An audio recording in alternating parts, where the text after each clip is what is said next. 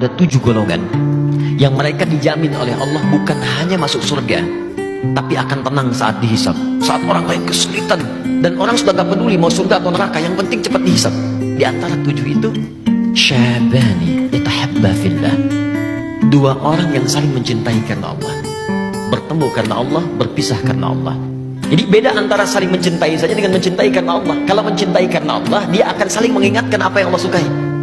Misal Anda punya kawan misalnya kan, Anda katakan, "Ukhti, ya saudariku, yuk malam tahajud yuk. Mudah-mudahan dengan tahajud kita bersama masuk surga lewat pintu tahajud. Ukhti, ayo berhijab yuk, aku takut berpisah dengan kamu di surga. Ukhti, baca Quran yuk." Begitu Anda terbiasa demikian dan Anda mengingatkan, yuk kita jauhi maksiat, kita pertahankan ya. Kalau satu di antara kita wafat duluan, kita saling doakan ya.